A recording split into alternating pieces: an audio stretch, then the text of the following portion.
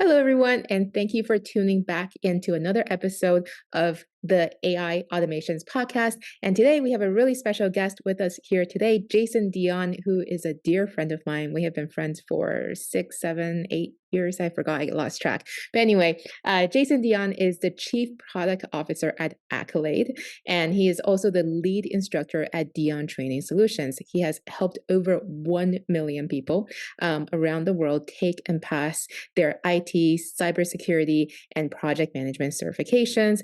Definitely a pro in all of those fields. And these days, he's focused on creating his own certifications in the cybersecurity space. And he is also here to help those of you who want to learn the intersection between cybersecurity and AI. And yeah, thank you, Jason, for being here on the podcast. Thanks for having me. I'm happy to be here. Perfect. All right.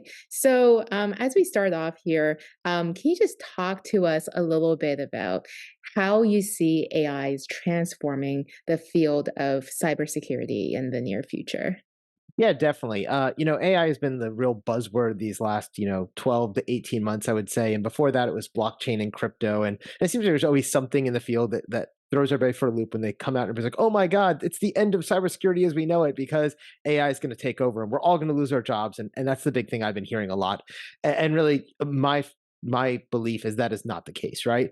When it comes down to it, AI is an assistance tool. It can help offload a lot of tasks that are repetitive, just like automation could.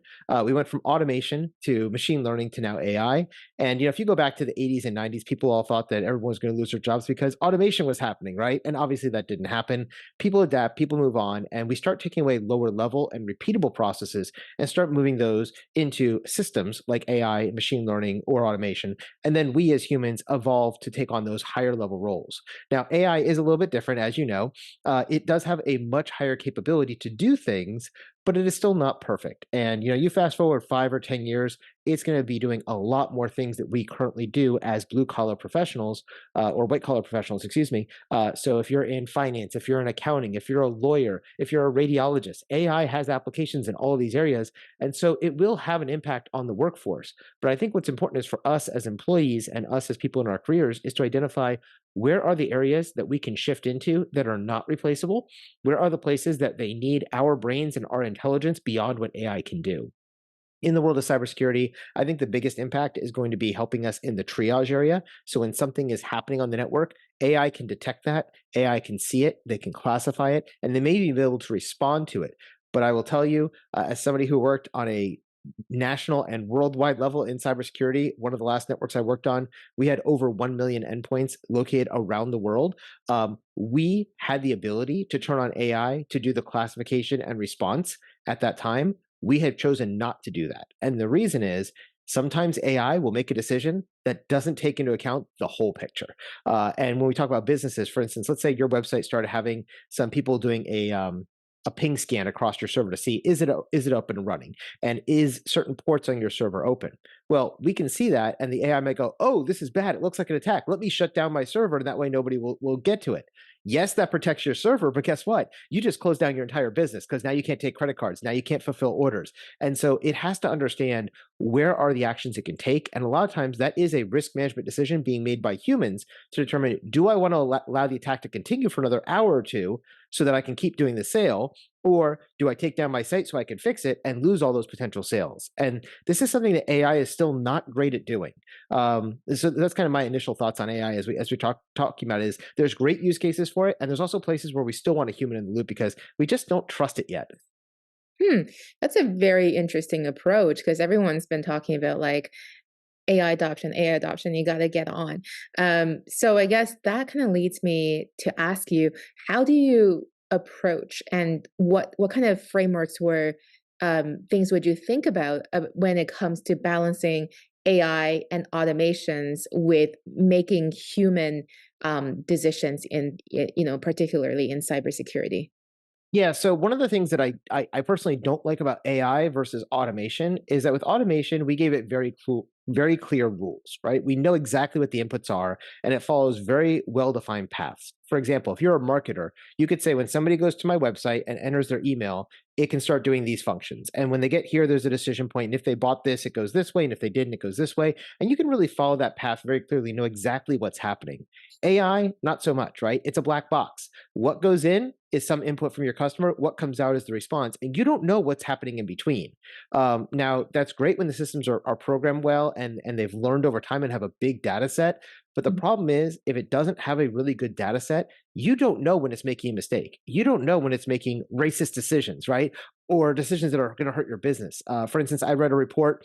There was a police system here in Florida that started using AI as a way to give a rating on a during adjudication. Like, let's say somebody picked up Helena because she walked out of Walmart and she had a stick of gum in her pocket she didn't pay for, right? She would go in front of a judge and say, hey, you were caught stealing, you stole that 25-cent pack of gum, how do you plead? And you'll say guilty or not guilty, and based on that the judge will then determine, do we just give you a slap on the wrist? Do we give you a fine? Do we put you in jail for the night? Do we put you in jail for a long period of time? Do we take away your passport? How serious is this? Well, they had an AI system help make these determinations to give the judge a recommendation. And what they found was that every time it was a black person in front of the judge, they got put into custody and were not put out on bail. When it was a white person, more often than not, they were allowed out on bail. Now, why is that? Well, because the system was trained on the last 20 years of experience that it had from all the court cases that judges had made. And people tend to be racist, right? They have these racial overtones because black people were incarcerated a lot more than white people. And so when the AI started making decisions, it started doing that exact same thing. I read another study when they were trying to train some machine learning and AI algorithms on determining what was a party and what wasn't. And they showed the system thousands of pictures. And when they started showing pictures and said, okay, these are pictures of a party and these are not. And so if you saw a bunch of smiling people around a table with food, they considered that a party. If they saw, a bunch of people sitting around a table at work doing work, it was not a party. Well, one of the things they started finding was that anytime there was an African American or a black person in the picture, it was defined as not a party. And we're like, why is that? And when they look back at the data they gave it, the 5,000 images they gave it, none of them had black people in it. And so the system became racist. It said, well, if somebody's black, it must not be a party. And that was just because of a bad data input. And so when you're training your algorithms in AI, it really does matter how you train it, because you can create these biases that we have in the real world and they carry over into our systems. And this affects us when we're using this for AI, for training, for automations, and all those other kinds of things, because all of this carries over based on the data set you got. Wow. Wow, that's really, really interesting what you just said. Um, yeah, I've definitely seen similar cases. I remember I watched a video a couple of days ago when they were saying that when they were trying to build recruiting systems using AI, they ran into the same kind of biases because they trained the AI on what a good candidate looks like and what a bad candidate looks like, and except. One of the things that they overlooked was when they were training on the good candidates, a lot less of them were black. So the system unfairly thought that people who of color were just not as qualified candidates, which is not the case. So And it's completely not an AI issue, right? It's a training model issue. And if you go in the regular world without computers, the same type of biases happen. If you look over the last 20 years and you look at Silicon Valley funding for startups, right? You can have a startup, Helena, and I'll have a startup, right? Mhm. You happen to be an Asian woman in her 30s. I am a white guy in my 40s. If we both walk into an investor and we pitch the exact same thing, I am 20 to 50 times more likely to get funded than you are. Women in tech, generally it's 1 to 3% of venture startups are getting funded if they are women led, whereas it's a white male, it's like 95%. Black founders also very heavily discriminated against. And it's not because they're like, oh, you're Asian or you're black, and that's the reason we're not funding you. It's they start looking going, well, over the last 20 years, who are our successful startups? Well, Zuckerberg, he's a white guy in his 30s, right? Travis from Uber, right? $1 billion company. Right. Wasn't a great founder, but again, white guy, right? But if you look at all these founders, most of them are white folks, right? And white males specifically. And so the guys who are writing the checks go, oh, you know what? I'm used to seeing white Yeah. guys successful. Black folks aren't, or Asian folks aren't. And it's not that they aren't, it's that they're not getting a chance, right? 1 out of 100 are getting a chance versus 99 out of 100 for the white Right. folks. And so Right. the system has just trained this discrimination and this racism inside the system. And that carries over into our AI models too. So we have to be aware of those things. Yeah, yeah. Not to make this a ethical debate about Yep. how to train AI models. So, and not to make this super focused on race, but how do we how would you think that we can overcome some of the challenges when it comes to training AI models so that they become more fair and they can make better decisions? Well, I think one of the big things is you have to be aware that the bias exists, right? And you have to be very careful of the training data you put into it. I have a friend who owns a company that works with startups to sell their companies to private acquisition firms when they get large enough and they want to do it.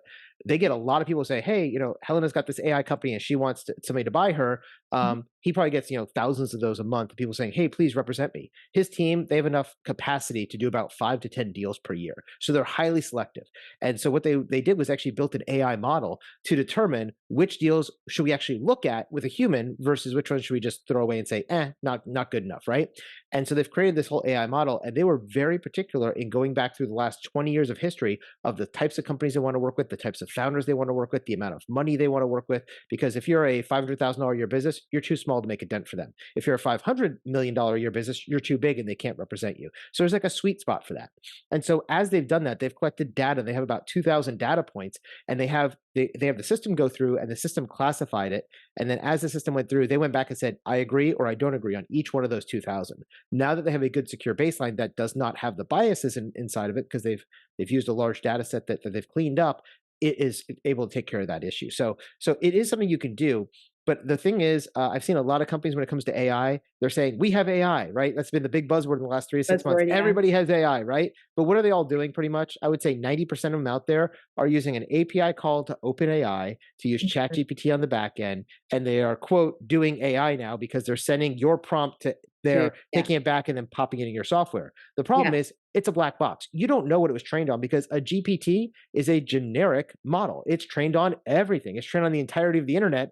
And we all know the internet is just a wonderful source of truth on everywhere you go. Not, and it's not a complete racist, hellhole. It is, right? And so these are the kind of problems that we have to deal with when you're dealing with a generic model.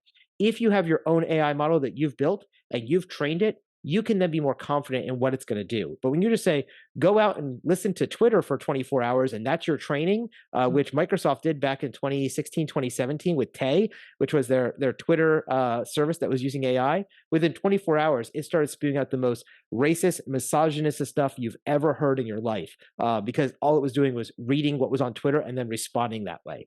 And so these things are self-training, they are self-learning, and the more data they get, the more they train. But if they get bad data or racist data or misogynistic data or whatever, it's going to give you bad information. And I know when I use ChatGPT, for instance, I'll prompt it and have it help me write practice exam questions or scripts or whatever. You have to double check what it gives you because it will tell you it is right and it thinks it's right, but it's not. Like half the time, it's wrong. And ChatGPT 4 is much better than 3.5, and 3.5 is better than 3, and it'll get better over time. But again, it's just a function of how much data it's ingesting, and the more users that are seeing it, the more they're saying this was a good response and this was a bad response, the more accurate it'll be over time. But if you have a very model trained on 5 or 10 data points, it's going to be vastly wrong. Whereas Right. if you have a 10,000 or 100,000 point data set, it's going to be much more clear, especially if you have a diverse data set to begin with. Right, right, right, right. Perfect. So a lot of people associate like AI with text thanks to ChatGPT, and they think that AI is only going to be used for text. Oh, heck no. Yeah, yeah, but, so what you said earlier kind of got, my brain churning a bit. You were saying that it's kind of like, oh, in cybersecurity more specifically, it's used to classify, whether, something is a threat or not. So can you kind of talk about like, um, mm, the other use cases for AI, not, beyond just ChatGPT, and Yeah. particularly how it relates in the field of cybersecurity?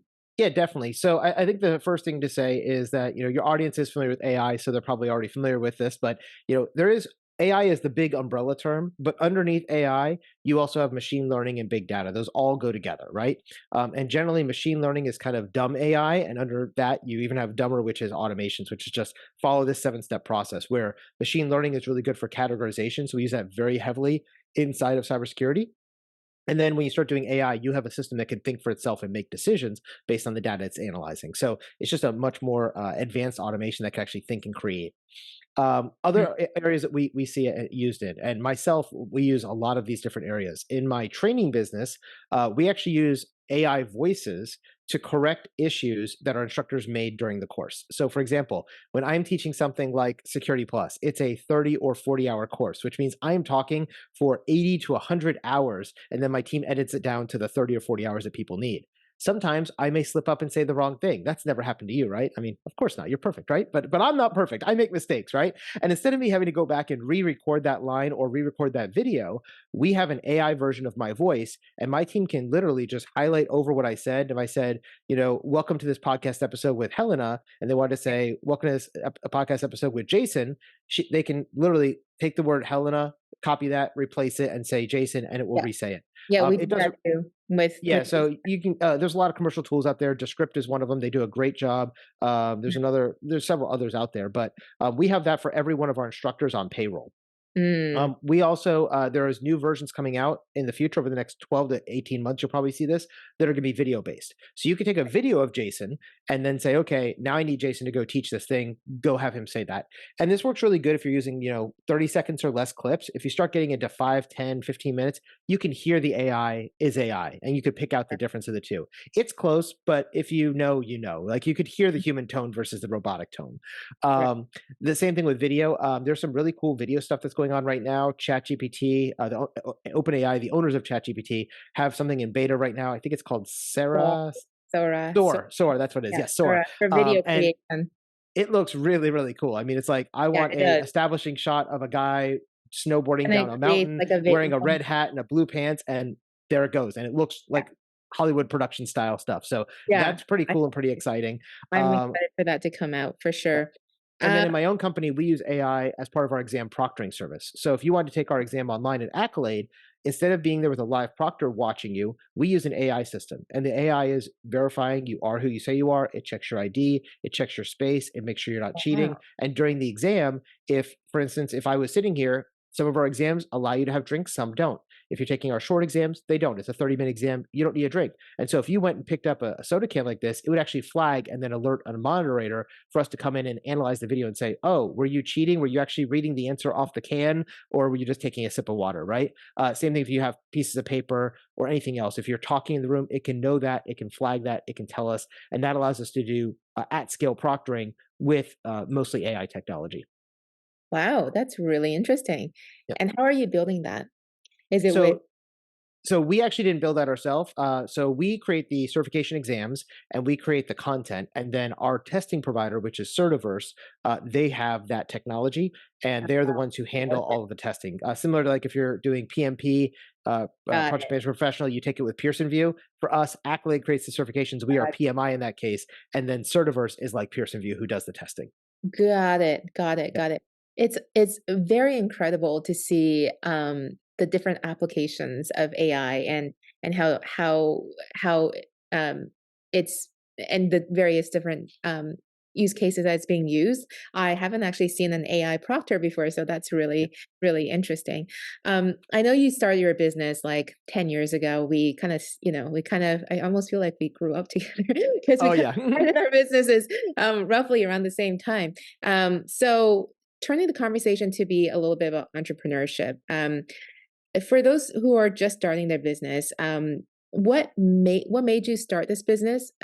You are part of the 1% that grew your business to 8 figures and more and got a really good exit. So, in a nutshell, how did you start your business? How did you eventually like find your value proposition to stand out from other training providers?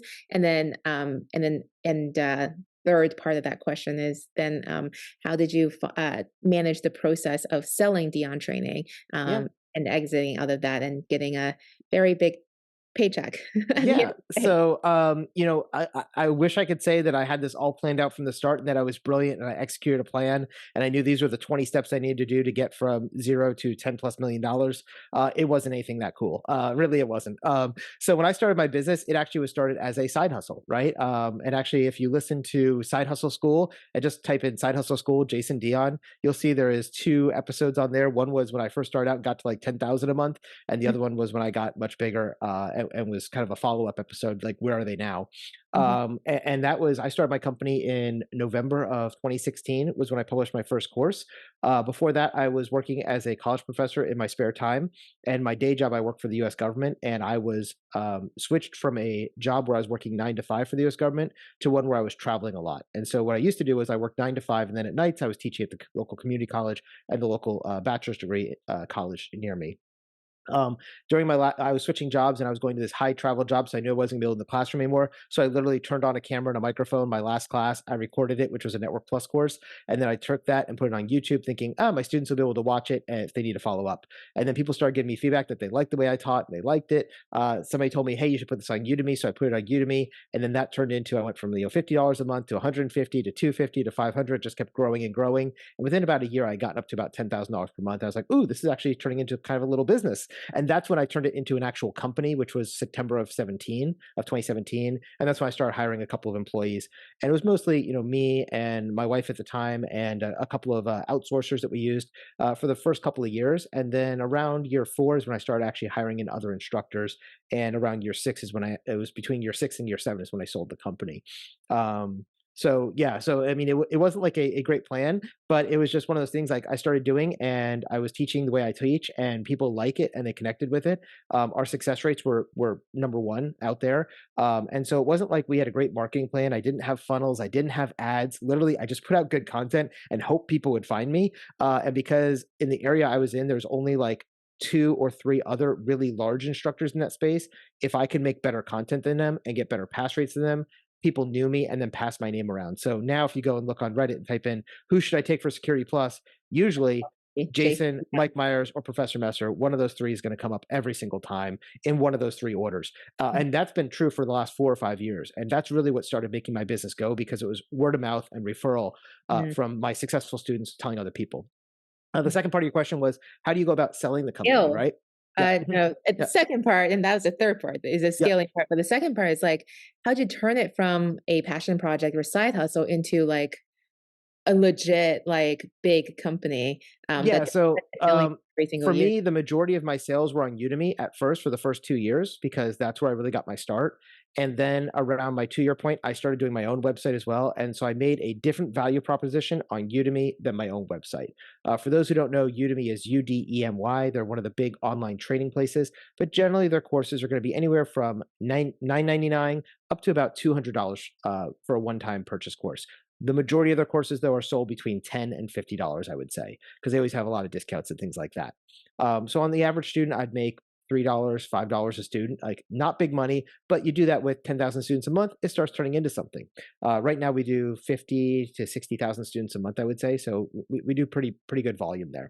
Mhm. On my own site, at first, Udemy was like 99% of my revenue, and my site was 1%. These days, Udemy is more about 30%. My site is about 70% because I started scaling up. I started teaching other things, and the offering I have on my site is anywhere from $300 to $1,000, depending on the course you're taking. And we offer more of a high ticket experience there. So, in addition to getting the videos and the practice exams that you get on Udemy, we give them hands on labs. We give them a textbook. We give them the exam voucher. We give them a pass guarantee and things like that. So, that really helped us scale up. But again, we never really did a lot of advertising. It wasn't until after I sold the company that Dion Training started actually paying for advertising and doing advertising out there. In the first 7 years, I spent a total of about $30,000 on ads, and that Wow. was because one of my partners, who is the one of the back end certifications that we had, they said, "Hey, because you sold so much stuff, here's $30,000 to spend on ads. Go do it and see if you can turn it into more money." So I never even spent money on ads. Like I was never a big ads person, and honestly, I didn't have really good conversion on those ads because I don't know how to do ads. It was never something I was strong at. So I just created great content, and the students kind of shared it and spread it to everybody else. And because I was on Udemy with that very low price offer, it wasn't a high risk for somebody to buy a course for $10 or $15 to see if they like Jason, versus going to your own site charging $1,000 or $2,000 for a 1 week course, right? And so I think because of my price point was so low and my quality was so high, that really just natively made my stuff go out and spread faster. And you were the first one to do that. You were an OG, right? Yeah. On Udemy for sure, for Yeah. sure.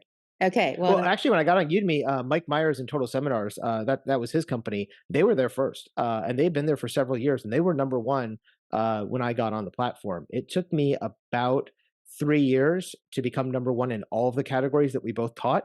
But the first couple that I did, I was able to take over within the first 3 to 6 months. And one of the keys to that was a lot of times the way our certification works that we teach, there's a 6 month overlap between the old version and the new version. So when the Mhm. new version comes out, you can still take the old version for 6 months. And that company decided they're going to keep the old version out until it ended, and then they would switch over. And I decided, well, whenever the new version comes out, I'm going to be first to market. So I had a 6 month head start, and that allowed me to chip away from their lead and eventually took over. Nowadays, they do the same thing we do. On day one of the exam, both of us are releasing at the same time, and now it's more of a head to head fight. But we're still number one, they're still number two, which makes me happy. Of I'm a course. little competitive, so I like being number one.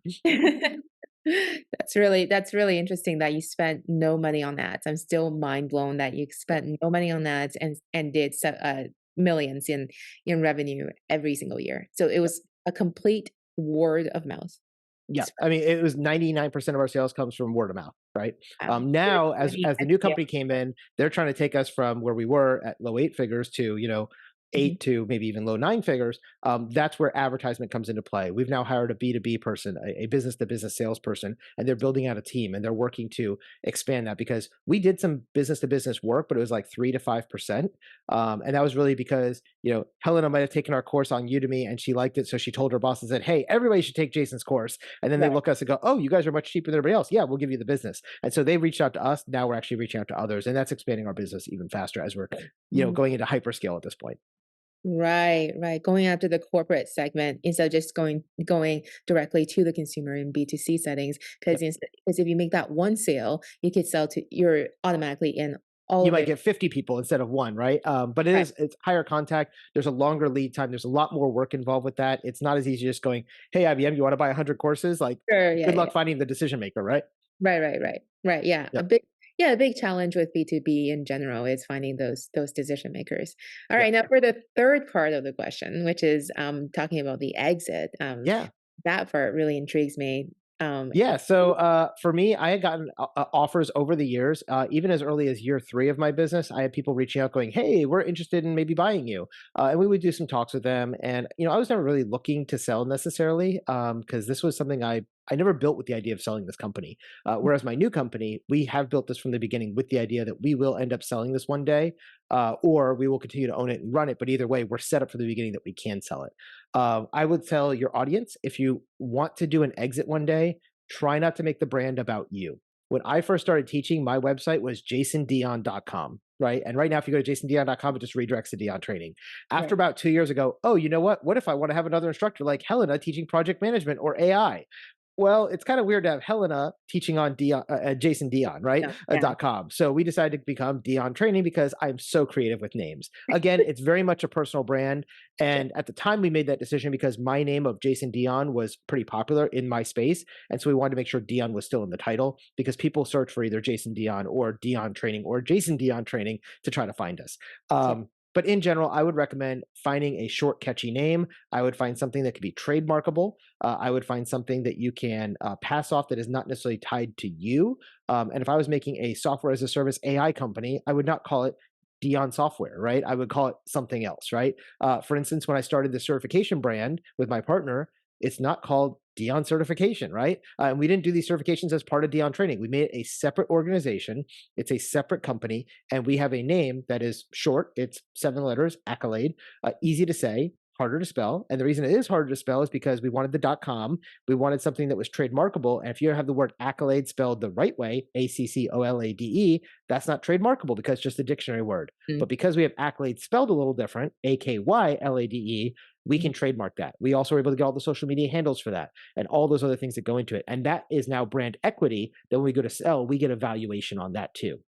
When it comes to selling, definitely, definitely, definitely get yourself a good business broker who knows what they're doing and has done these deals before. When I went to sell my company, the business broker I used, James, he's fantastic. He knows a lot about what he's doing. But like I said, he only takes on 5 to 10 people a year because every Right. deal is really, really time consuming. It's a 3, sometimes 6 month process. And he's told me that up to 90% of deals in the acquisition side fall through at the last minute. And so his company, they only pick deals deals that they're pretty confident are going to get to the finish line. And he was able to get us to the finish line on our deal. The other thing is, if you go without one, it's kind of like selling your home without a real estate agent. You can do it, but you'll probably lose a lot of money. The first offer I had versus the offer I got when I went to sell, it was almost half of what I ended up ultimately selling it for. It was about 40% discounted off what I was able to get during negotiations using my business broker. And that negotiation happened over about 48 hours. Literally, when I talked to my business broker, said, I've got this company interested in me. Here's what they're offering. He called them up. And within 24 hours, we had a raise of probably 25, 30% over what they originally offered me because now he was involved. And I gave him another 24 hours and he was able to get it up, you know, even more, another 15, 20%. So it was about 40% higher than I would have been able to get on my own. So it was a significant difference, right? Wow. And so, same thing when you buy a house without a real estate agent.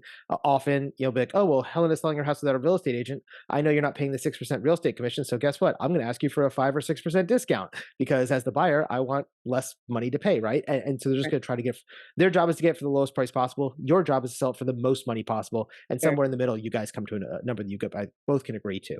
Yeah. The other thing when it comes to that is expect to pay quite a bit of money when it comes to selling. It is not free to sell your company. You need lawyers, you need accountants, you need financial forecasts, you need a business broker, and all those people want to get paid. I can tell you that we spent high six, low seven figures Wow. between lawyers, accountants, business brokers, etc., to get this sale done, right? And that came out of my pocket. And whether we closed the deal or not, I still had to pay those folks, right? The business broker, he worked on a commission still that only got paid once the deal closed, so he's incentivized to make sure the deal closes. But the Mhm. lawyers and the accountants, if the deal fell through, I still would have been paying them $80 or $100,000 in fees. So it's not a cheap thing to do, and that's why most people, when they go to look at buying you, they're going to want to see revenues somewhere between 5 and 10 million and net profits of 1 to 5 million. If you're under those limits, you're probably too small to get a decent offer from a good enough company. When I first started getting offers, it was like, we'll give you $1 million or we'll give you $2 million. Mhm. And it was so small that like finding a lawyer or an accountant who wants to work with you isn't really going to work either, right? Because the other side, the person who's buying you, they have lawyers and accountants they have to pay too. And so they're investing heavily into this deal. And why would they spend 50 or 100 or 200 or $300,000 on lawyers when they're going to do $1 million purchase? It's just not big enough spread to make it worthwhile.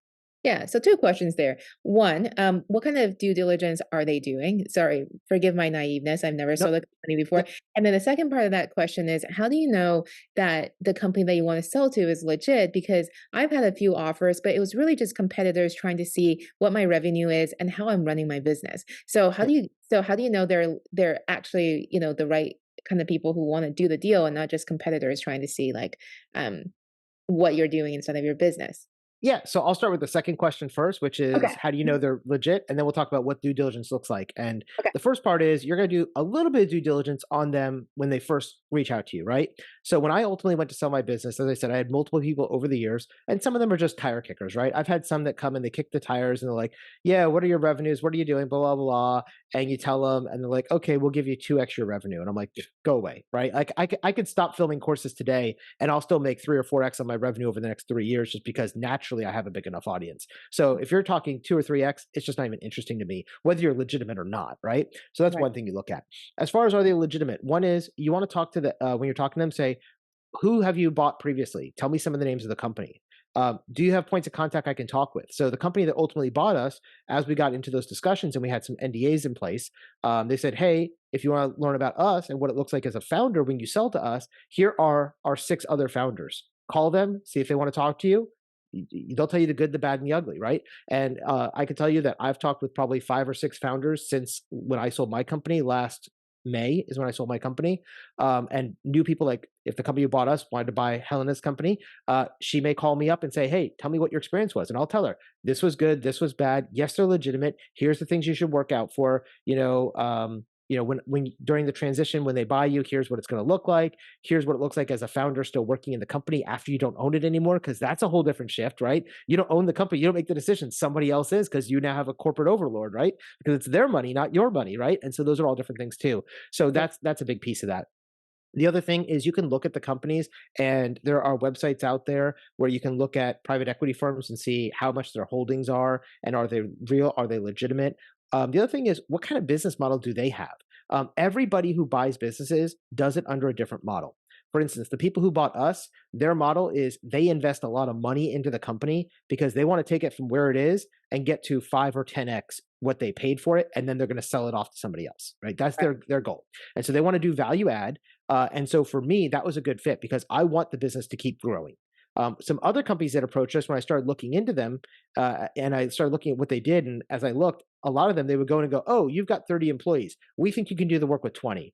Oh, you're spending all this money on, I don't know, Zoom. You guys should just use Google Meets because it's free." And they just want to do cost cutting, right? And that's fine, but it can also hurt Not your really business, right? growing. That can lower your quality, right? But that's an instant way for private equity firms to go, "We paid $10 million for this business, and if we can cut off 20% of their costs by firing Americans and hiring people overseas or whatever it is, we can increase our profit ratio really quickly," right? In our case, our profit ratio was already good. Our profit margin was really high already, and the company that bought us ultimately was a much better fit for that. I had 3 companies at the end that we were talking to. One was one that we just realized was not going to be a good cultural fit, even though they offered me more money than the other two.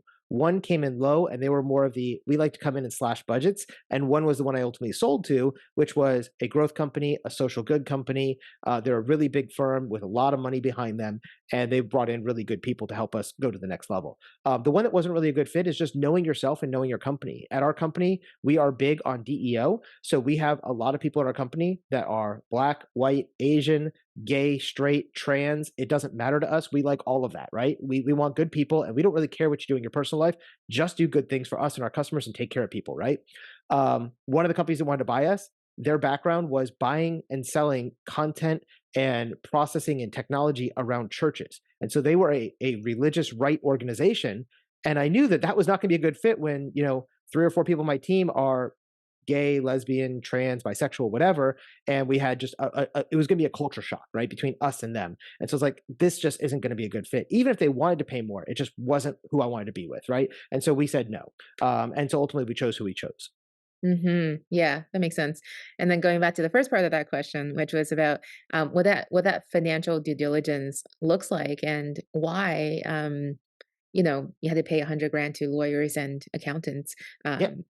for that sale. For that sale. Yeah. So the due Verify diligence, your right?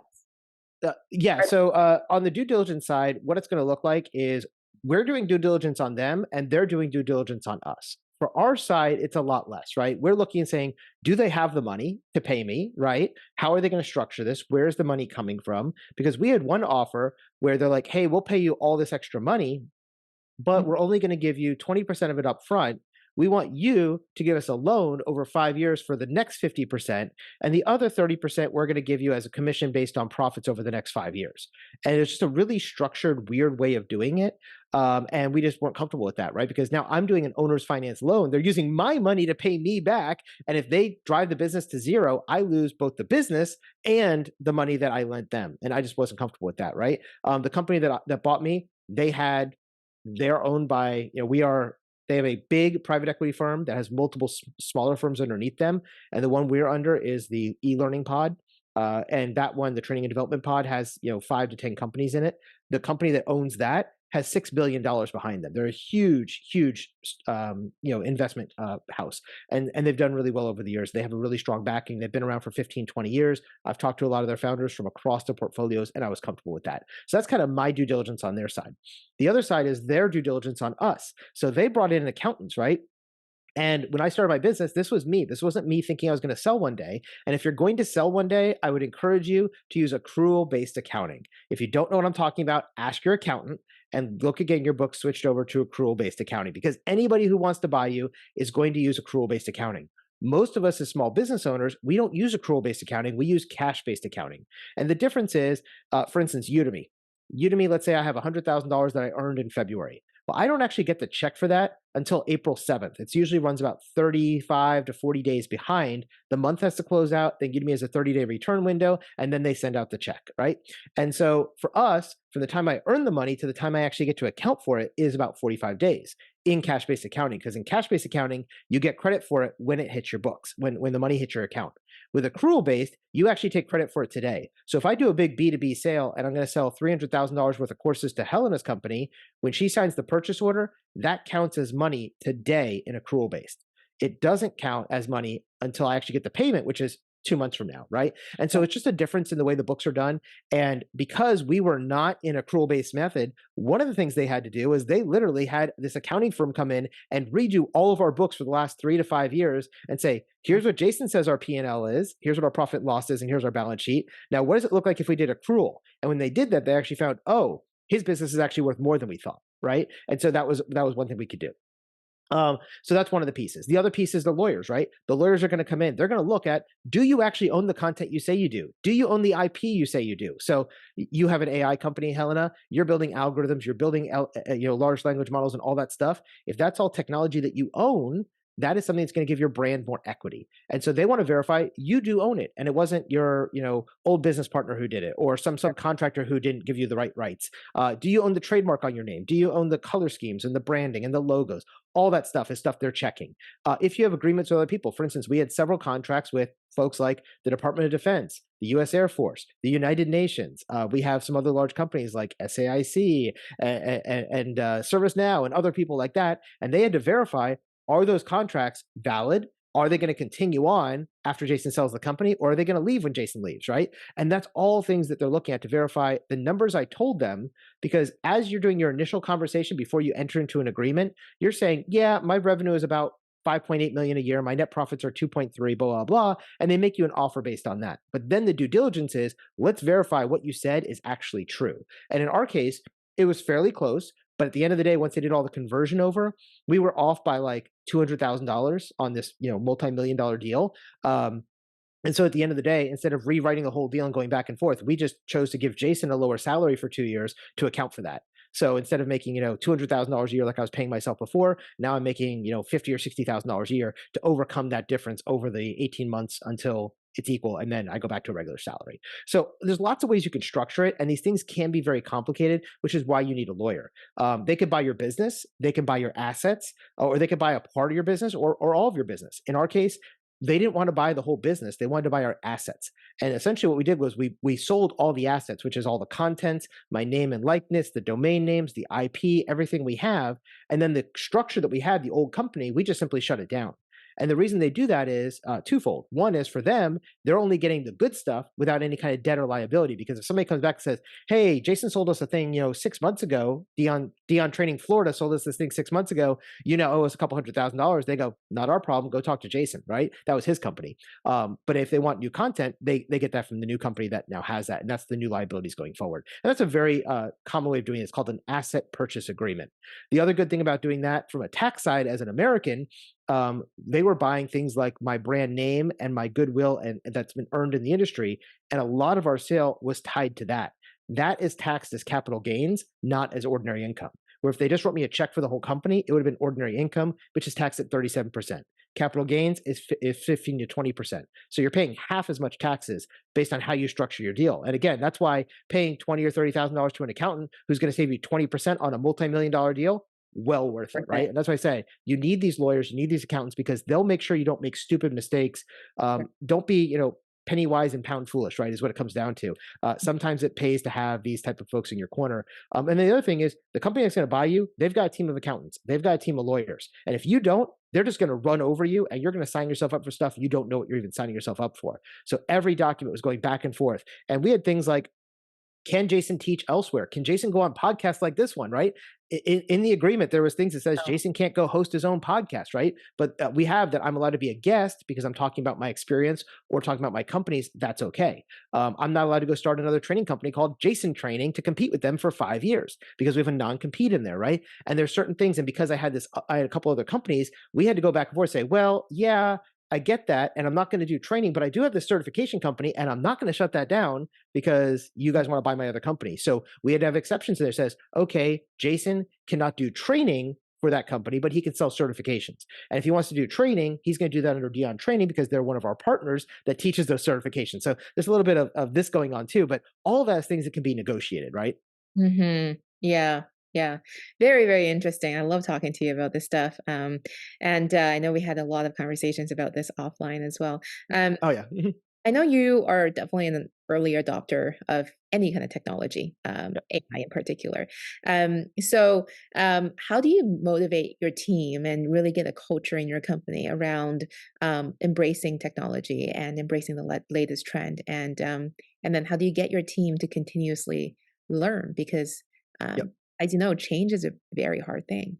Yeah, change is really hard. I think it goes down to the culture you build in your organization up front and continue on. If you are a company that has been around for 100 years, like let's say you are, I don't know, IBM. They've been around for decades and maybe even 100 years at this point, right?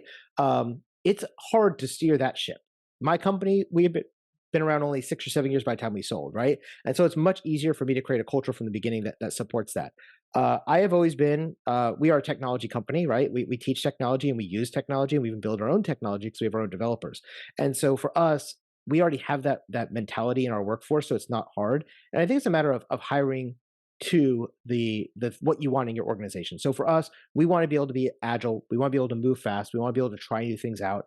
And I think the other thing is we've created a culture where it's not a um, a defect mentality. I don't know if you ever work for a company where you have a zero defect mentality. You make one mistake, it's like you're fired, right? And when you do that, people just stop taking risks. And new technology is a risk, right? I am a very risk accepting person. I have a high risk tolerance for things like that. Otherwise, I wouldn't have been an entrepreneur, right?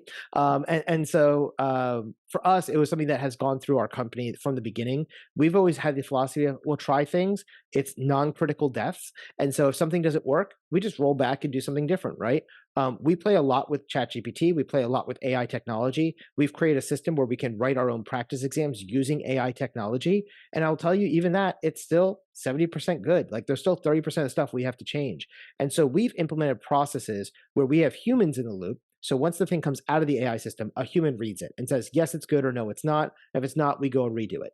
And so I think having those checkpoints allows us to take calculated risks without affecting our students negatively. So I think it really just comes down to a culture of making sure you have psychological safety, which means you don't tear people down for making mistakes. We learn from our mistakes and we move forward. We try new technologies, and if they don't work, it's okay. We just go back to the old technologies, right? Anytime something new comes out, we will try it out usually in a test environment first with some subset of our employees, and then we'll go from there. For example, when ChatGPT came out, 3 or 4 of us out of my 30-person team got licenses. We play with it, we use it, we learn the best way to use it, and then we share that with the rest of the team, and then we give them all licenses. So we have our early adopters who are a little more tech advanced, and then we bring the rest of the team along with us and say, and the other big thing is telling them how it's going to benefit them, right? It's not about what it's going to do for the company and our bottom line. But if I said, Helena, you're currently spending 8 hours a day reading student reviews and writing up a summary for Jason to know are the students liking his courses or not? Hey, if you do this with AI, we can knock that down to an hour. And we've done things like that, right? And so it's like, look, I'm saving you time. Just tell me what you need. And one of the things we do is once a quarter, everyone in our team goes and logs their time of everything they do for 2 weeks. And that goes all to our COO, and she looks through it and says, this person here is spending 8 hours a day doing reviews. Let's see if we can do something to automate that or machine learning that or AI that to get it out of our way or at least reduce it. And so that's one of the ways that we continually look for new opportunities where we can save time, save money, and make our employees' lives better. Because if you're copying and pasting data 100 times, that's kind of a waste of time, right? I want to use your brain. I'm paying you to use your brain, not to copy and paste stuff. I can write an automation to do that. Right. And you and I even have an example of that. Like you try go high level, and we Yep. realized it wasn't the best fit for your company, and then Yep. you just moved on to another tool, Yeah, right? and there's nothing wrong with Go High Level. I'll put that out there because I know you like Go High Level as well. It just didn't have all the features that we needed. Right. It had a ton of features, but I felt like it was much more focused to people who are doing marketing and selling, and that wasn't what we needed in our business. And so we've chosen a different tech stack that we've gone with that has multiple different pieces that we've interconnected. But also that's because we have a bunch of developers, so we can build our own stuff. And if you don't have that, Go High Level may be a great option for other people. Right. I was just giving that as an example of where you Yep. try something with a small set of your team. Yep. So we did that with you, Kip, and your sister Yep. Allison, and then it didn't work out. So then you Yep. moved on to something else. Yep. And this kind of brings me to one of the last questions, second last question, I say. Yep. How do you keep your emotions in check when you're working in an industry, starting a business that's very volatile? And I think mindset is so important, but so overlooked as well. Yeah, I think mindset's really important. I think one of the things that really worked well for me was I started this company as a side hustle. So it wasn't that I needed this company to work to make money. I already had a really good job making, $100,000, $200,000 a year, Mhm. working in cybersecurity. So I was making good money, and so that was paying my bills. And then I was working on this company nights and weekends. And once the company got big enough, I no longer needed to do that. And I am a little risk averse on the financial side. So like by the time I quit my day job, I had already like 3 or 4x to my day job's income. I've seen other people that kind of get close enough to like, hey, I'm making 100 a year. I'm making 50 in my side business. If I quit my day job, I can get this to 100 or 150, and they'll do that. But if it doesn't work out, now you're kind of screwed because you need 100 to live, but you're only making 50. In my case, I didn't quit my job until I had 2, 3, 4x my annual income on the side business, and it had been going for 2 or 3 years before I actually quit my job and went there full time. So for me, it was a risk tolerance thing there. The other thing is in my personal life, I had already gotten my house paid off, my cars paid off. I owed nobody anything, and I had a large emergency fund. So if the company failed, I also have a very marketable skill set. I know if I wanted to get a new job, I could put on LinkedIn today, Jason's looking for a new job in cybersecurity, and I guarantee I would have at least 100 offers by Friday. Yeah. It's just like my name's known, people know who I am, and my skill set is very valuable and highly desirable. So it was less scary for me under those circumstances. Hmm. So I think the big thing is get yourself out of debt, get yourself into a good financial shape because that will take a lot of the pressure off. The other thing is set up good boundaries in your life. I did not do a good job of this, right? Because I was doing a full time job and then I was working on this nights and weekends. So often my wife and my kids got the short end of the stick because I was working. I'm like, oh, I can't do that tonight. I'm working. Or I'd be working till 2 in the morning and then waking up at 5 or 6 and doing it again because I had to go off to work from 9 to 5. And then when I got home, I'd play with the kids for 2 or 3 hours. When they went to bed at 7 or 8, I would then go in my office and work for 5 or 6 more hours. So Yeah. I think it's important to take care of your mental health and your stability there. Otherwise, it will show. People can sense desperation in your sales. They can sense it in your voice when you're doing meetings with clients. So get yourself into a position where you are coming from a position of strength as you start your business, and do it as a side hustle if you need to first. Get yourself built up, and then you can go full time into it. For I think sure. that really helps. Yeah. For sure. For sure. I look back on my own journey and I think whenever I was desperate, I didn't get the sale. But whenever I'm just like, c'est la vie, whatever happens, So happens. I That's have a it. course on how people can get jobs in cybersecurity, and one of the things I talk about in there is it's the same kind of thing, right? Employers and hiring managers, we can sense desperation, right? When you don't have a job and you're looking for a job, you're almost like, please, please, please hire me. And you're not saying that, but we can read it on your body language. Yeah. Whereas if you already have a job and they're like, hey, would you like to work for us? Like, I can take it or leave it, right? It hits different. And I equate this to like back in high school. There's all these girls I was in high school. I'm like, ooh, I'd really like to go out with that girl or that girl, and I would ask them out. And they're all like, no, no, no, no. And I'm just getting turned down left and right. And like nobody wanted to go out with me, right? And then I got a girl that I was going out with. And as soon as I had a girlfriend, like a month later, all of a sudden all these girls start flirting with me and they all want to go out with me. I'm like, a month ago you guys couldn't care less, but now that I have a girlfriend, now you want me? I'm like, and apparently it's like, oh well, if somebody wants you, then you must be valuable, and there's something there that we're not seeing, right? But when you're single, nobody wants you, right? And I think it's the same kind of thing in business, and it's the same kind of thing when you're trying to make sales. It's like, especially when you're having to do the outreach and you're cold calling people. It just, to me, I can tell you, I hate when people cold call me. I hate when people send me emails offering their services. I'm like, I didn't ask for you. I don't need it. Don't fill up my inbox. And you're already coming from a position where I just feel like you're desperate. If you're having to come out to me and tell me about your web design services or your application design services, I'm like, what told you that I was even looking for a website? Go look at my website. It's beautiful. I have a whole development team. I don't need you to. So you're obviously just missing the mark because you're just sending out to millions of people. And to me, it's just you're wasting my time and you're desperate. And that's just not a good way to do business. Sure. Sure. Of course. Of course. So this brings me to my last question, but it's a two-part question. For those who want to explore entrepreneurship opportunities, especially with the rise of how easy it is to now start software with like no-code tools like Bubble.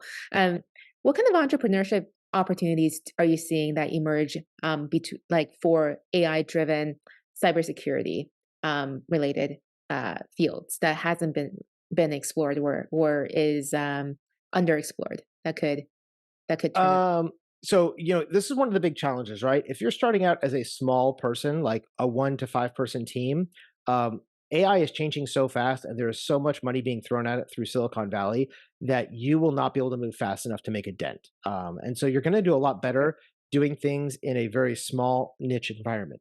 What I mean by this is I actually had a company that I started and actually closed it down earlier today. I signed the papers to close it down. I started a year ago as a side project, but honestly, I just didn't have enough time to dedicate to it. And I had a very small team. It was me and two other partners, and we were the developers. And we had this great idea for a product that we wanted to build using AI. The problem is because we could only dedicate 10 or 20 or 30 or 40 hours a week to it, and we only had three people, it was going to take us a year to build this thing. And AI is changing so fast that as we were building it, ChatGPT 4 came out and it already had like most of the Five is capability going to that we come would out need, in right? the And next 5 is going to come out soon, right? And yeah. so if you don't have a big enough team and enough money, this world is changing so fast that if you have a year-long pipeline to get to development, to get to, Yeah, production release where you can start making you're gonna money, be you might obsolete. as well not even, yeah, you're obsolete by the time you get out, right? Yeah. And so that's what happened with us. And so I was like, honestly, I'm just not going to throw good money after bad in this case. And we shut down the company and said it just wasn't worth it. We had thought about doing a pivot to a very niche area. And that's the way that I think you can sustain this is you're never going to be $1 billion company that way. But if you're looking for a good, 1 million, 5 million, $10 million a year business, you can do that by serving a small niche in a very focused way that other people are overlooking. For example, one of the things that I have a background in is working with lawyers, and lawyers have a lot of work that they do that everything is kind of form based for a lot of the stuff they do, but each form has to be kind of individualized to that person based on their needs. Well, instead of hiring a paralegal for $50 or $100,000 a year to do that, you could create an AI system that you could maybe sell it to them for $50,000 a year as a license, and that can replace three of their paralegals because now the AI system is doing a lot of the drafting for them. That is a no-brainer for a lawyer to say, "Hey, I can get rid of 150,000 in labor if I pay you 50,000 for software. Sure, I'll do that, right?" And it makes their job better, faster, cleaner. It's repeatable, yada yada yada, right? So if you can identify things like that, that's where you'll be able to make the biggest impact. I think it's going to be challenging to do something in cybersecurity at scale because there are so many people already investing heavily into it with a lot of money. Tens of millions of dollars is going into this area. And I think really the big areas that we see in cybersecurity is defense and automation. So using zero trust networks that AI is going to look at your system and determine, is it safe enough to add to the network? And if it isn't, how do we adjust those settings to make it safe before we allow it to join the network? We also have AI attack. So if we're doing pen testing, we can create AI tools that think like an attacker, and we can configure them to say, act like a script kiddie, or act like a hacktivist, or act like a nation state. And those are, kind of low, medium, high level of skill, and then attack people's networks using that on a contract basis. And if we could train AI to do that, that's a lot cheaper than having somebody who's making 100, 200, $300,000 a year doing it. Now, does that mean you don't need that pen tester? No, it doesn't. It just means that that person now doesn't have to do things like port scans and the easy stuff because you can AI that out and then use them for the high level quantitative and qualitative analysis stuff. So that's kind of where I look at this stuff. And then the other thing I would say that's another really great business opportunity is where you're making custom AI tools for small and medium-sized businesses. A lot of times, small and medium-sized businesses are overlooked, and that's an area where you can really provide a lot of value because they don't have millions of dollars to hire a full development team, but they Mm-hmm. may have $100,000 a year to hire you and your coders, where you're now sharing that across 5, 10, 15, 20 different companies that you're supporting at a licensing fee of $10,000 per month. I have a friend who does a lot of ChatGPT individual tools using the new extensions and plugins. He custom develops those for organizations, and he charges a $10,000 per month retainer. So it's $120,000 a year. But for that, he will build all the customized automations and AI tools that you need for your business, up to a certain amount per month and a certain amount of coding hours and all that. But it's a lot cheaper than hiring a team of 10. And he's got a team of 10 or 20 people, and he spreads them across different teams and different companies to support them. So it's more of that shared services model in that case.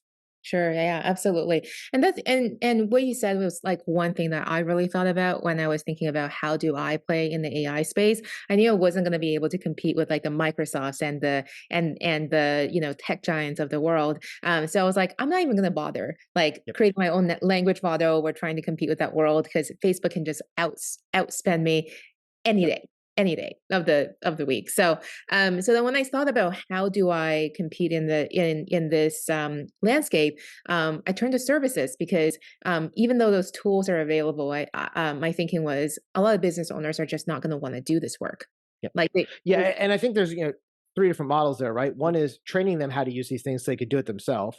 Yeah. One is done with you, where you come alongside and you're almost coaching them through, like, hey, let me give you an hour to teach you how to build this chatbot, blah, blah, blah. We set it up for you. Now you, business owner, need to go and configure it with your specific prompts. And then the third way is what we call done for you, where you Mhm. basically charge a lot more money, but you're going to sit down and interview me as a business owner and say, Jason, what do you need? Oh, I need an AI tool that does this, this, this, this. You go, great. You go off and build it. You do all the stuff, and then you just turn it over to me and I pay you a licensing fee, right? And those are kind of the three different ways that I see for us small and medium sized folks that we can get involved in this. And there's a lot of opportunities there. You'll still make a lot of money and make a really big impact, but you're not going to have $1 billion exit with a services company, right? When you're trying to sell a services company, you're looking at 1 to 3x on a sale. If you have a technology company, you're probably looking at 5 to 8x on a sale. And so if you're doing $1 million a year in net profit, that is the difference between 1 and 3 million versus $5 to $8 million. So, more than double or triple as much if you have a technology that you can brand. Whereas services, it's an individual one-off contract each time. Sure. Absolutely. Absolutely. Well, Jason, thank you so much for being on the podcast and sharing all your wisdom with us. It's always a pleasure to speak with you. Definitely. Thanks for having me, and happy to come back anytime you need.